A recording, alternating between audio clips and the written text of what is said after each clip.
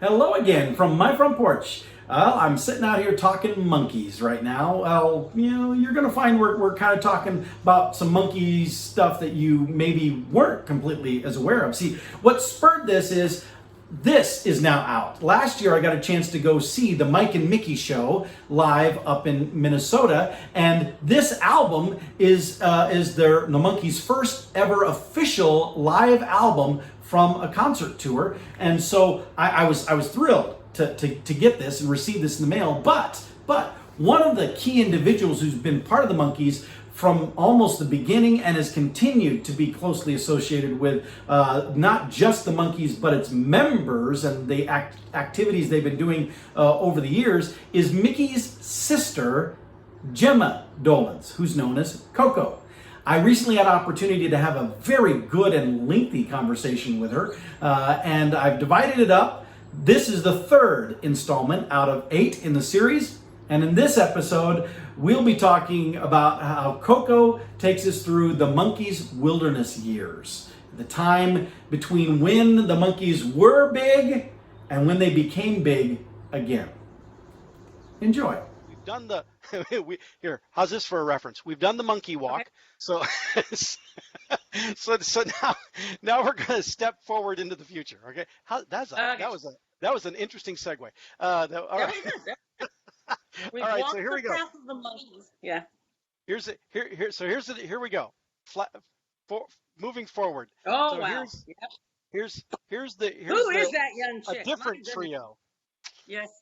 Oh my God. That was so much fun. That dress that I had on was an antique that my grandmother had when I could Really? still fit into them. Oh yeah, it was great. It was black and Yeah, but blue with all these flowers like what was her name with Bob Hope and Bing Crosby?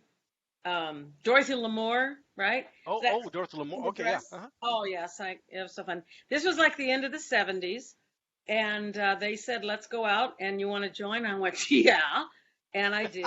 And, oh my God, we had such a good time. Well, That was amazing. well, That was a I mean, publicity stunt. I was gonna say it looks like you're having a good time, but then again, it's another posed photo. So, Well, it's a close photo just to, to advertise what it was that we were doing. yep. So Oh, God. where did you perform? We Was it a tour? Yes, it was a tour. It was in late 1700s, the late 1970s. I'm going to say 76, 77, somewhere around there. It was mostly on the East Coast. We did a couple of things here on the West Coast, but it was mostly on the East Coast and Southeast, Key Hmm. West. We were at one point, and we were working with a backup band called oh shoot, the Laughing Dogs, which they found in New York, I think, and we went there to rehearse with them, and they were brilliant. They were excellent guys, and we did Florida, we did, all the southern eastern states and everything, and up in Canada, we went to Canada, and it was really fun. Davey pretty much produced the whole thing and picked the songs and stuff because there was a lot of the da da da da da da, A lot of that Broadway kind of. showmanship, slapstick Well, yeah, comedy he and stuff. was. Yeah. God, he was so good at that. Yeah, yeah. It Well, was now, really a vaudeville kind of thing. well, and correct me if I'm wrong, but Mhm. I don't know, maybe you weren't part of that one, but in '86 they did their 20th anniversary reunion Mhm. tour, but they were the headlining act along with three Mhm. other groups. So was it Herman's Hermits, Gary Puckett and the Union Gap, Yeah. and Grassroots? Did I say Grassroots already? Anyway, there's No. three other groups, and then Yeah. of course the Monkees were the headline of Right. that tour. Um, Right. but then in '87 they turned around because it was such a big hit, and the Monkeemania caught on. MTV runs the show again, and Yeah. everything explodes. So Yeah. '87 the Monkees going to with Weird Al as their opening act. Yeah. Yeah. But I remember that. as I recall hearing, didn't Davey sort of create and that whole show, direct that tour? Wasn't that his brainchild? That could have possibly be true. I don't know that for sure, Okay. but I I wouldn't be surprised because he had quite this showmanship bug. He knew what would work and when to do what and everything. So I wouldn't be surprised if that wasn't true. And then after that, I think is when they started all those Happy Together tours.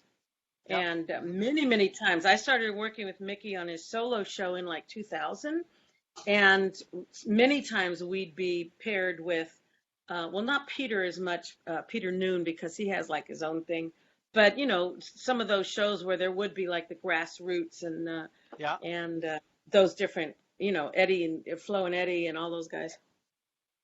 Well, and so here I've got some other before we get too far into the 80s there. I Okay. think these nice people, but then let's see what else we got here. I got another one here of you and Micky, Oh probably yeah. from that same tour, that same time frame. No, this was actually before that. This was I Oh, think this was from down here in Los Angeles. There's oh gosh, what's it called? There's a big entertainment venue up towards Simi Valley somewhere. Not Great America, maybe Great America. One of those things. No, I think this was like right. It was probably kind of the same time, but Davey wasn't involved in that. It was just Micky and I, hmm.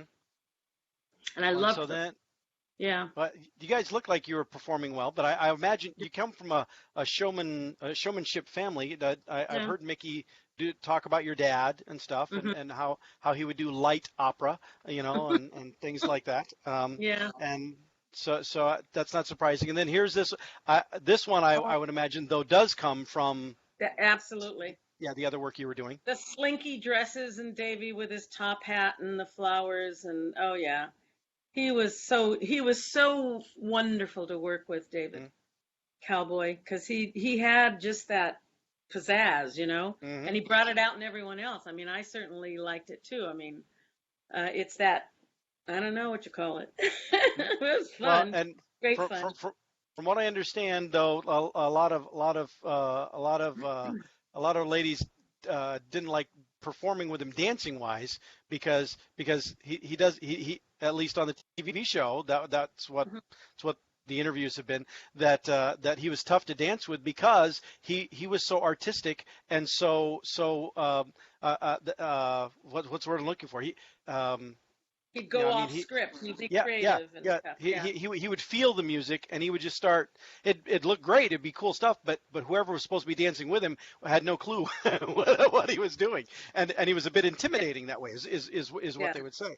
I So think the one person, I don't know her name, but it's the lady that choreographed the thing that he, excuse me, he did in Head with mhm. the black and white and Oh black yeah, and white yeah. and white and black. That's an I can't interesting remember effect. her name. I can't remember her name, but she's still around. I've seen her recently, and she choreographed that, and it was brilliant. It's still just iconic. Hmm. How they was it my dad? I can't remember now. I'm sorry. Hmm. I have no memory. But when we were on tour and after Davey passed, we would show some of that footage up on the video playback Yeah. thing.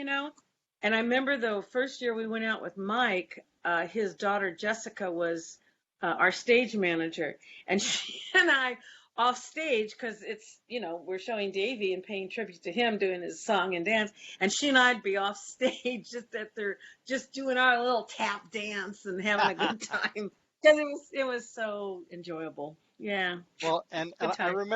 remember hearing Davey on interview shows as well, Mm. especially in the 80s when the Monkeemania was kicking back in again and stuff, and Yeah. he would joke about how Axl Rose stole his dance, Ah, his little sachet back and forth that he would do. sure. And Michael Jackson stole all of his stuff from Bob Fosse. So, Uh, it's the height, isn't it the height of something when people imitate you? It's like yep, you're so good that they imitate you, and it's like yep. it's the height of It's whatever that word is. it's a tribute, right? Isn't that It's a tribute. Yeah. isn't imitation the sincerest form of flattery? Isn't that what they say? There you go. That's what I was Yep, looking yep. for. Thank you. So there you go. There is our third installment of my 8-part series, Conversations with Coco. I hope you enjoyed listening and learning a bit more about what was going on with the Monkees during those wilderness years, between Monkey Mania and 1 and Monkey Mania 2. And I hope that you go out and you check out the Monkees live. This album, it's a two disc set. It's a phenomenal recording. If you like the Monkees, you will love this album. It is amazing how good it sounds. And it's not just funny business that was done in the studio. I was there and heard this show live and in person up in Minnesota, and these guys are phenomenal. They absolutely are such talented musicians, and this is why they're my favorite group. So with that, I'll let you go, but I hope that you watch the other episodes, the other installments of my conversations with Coco. And I'll see y'all next time from my front porch.